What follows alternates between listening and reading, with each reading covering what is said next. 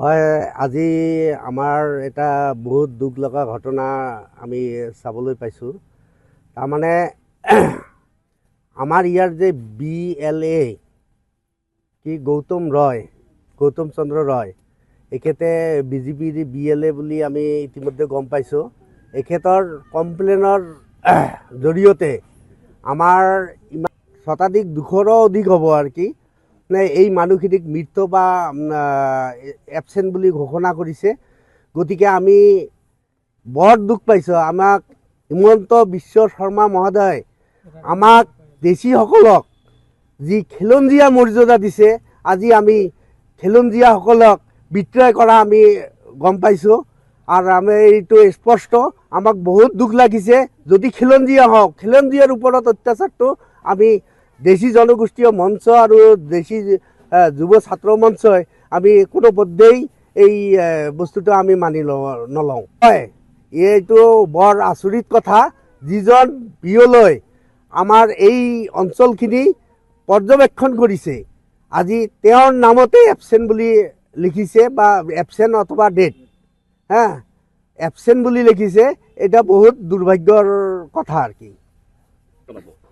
আমি মুখ্যমন্ত্ৰী মহোদয়ক এইটোৱে আহ্বান জনাম আপোনালোকৰ জৰিয়তে যে আমাৰ দেশীসকলক যিহেতু খিলঞ্জীয়াৰ মৰ্যাদা দিছে, সেই হিচাপে আমাৰ খিলঞ্জীয়াসকলক এই বিপদৰ পৰা ৰক্ষা কৰাৰ কাৰণে স্পেচিয়েল কিবা এটা ব্যৱস্থা হাতত ল'ব লাগে। এইটো আমাৰ সংগঠনৰ তৰফৰ পৰা মুখ্যমন্ত্ৰী মহোদয়লৈ বিনম্ৰ অনুৰোধ। আৰু যদি আমাৰ এইখিনি কাম সুচাৰুৰূপে সংশোধন নহয়, আমি আগন্তুক দিনত বৃহৎ পথ অৱৰোধ তথা আমি আন্দোলন কাৰ্যসূচী হাতত ল'ম। মই তামাহাট পাৰ্ট 2 নাটাবাৰী গাঁৱৰ মানুহ। মই APSৰ BLO।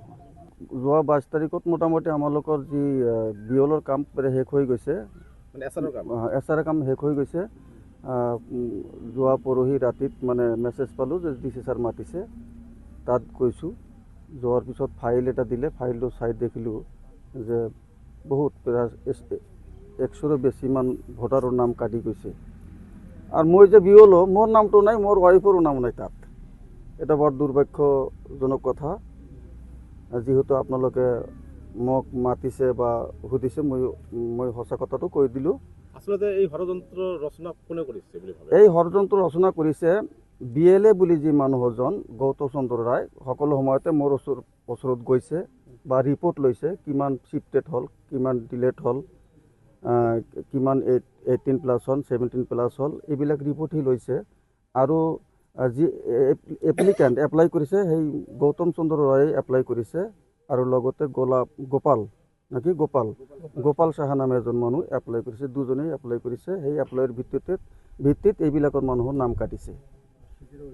আৰু সেই স্বীকাৰো কৰিছে আমাৰ মানুহবিলাকৰ ওচৰত। যোৱাকালি মই ঘৰত আহি যেতিয়া ভোটাৰসকলক ক'লোঁ যে এনেকুৱা কথা হৈছে, তেতিয়া মোক মাতিছে, মই ইয়াত আহিছোঁ। মোৰ এইখিনি কথা যাতে DC ছাৰ বা CDC ছাৰ ইয়াৰ বিহিত ব্যৱস্থা লয়, যাতে পাব্লিকৰ হাৰাশাস্তিৰ পৰা ৰক্ষা পায়, মই সেইটো অনুৰোধ কৰিলোঁ। যিকোনো খবৰৰ বাবে যোগাযোগ কৰক আমাৰ এই নম্বৰত 9181 307 221।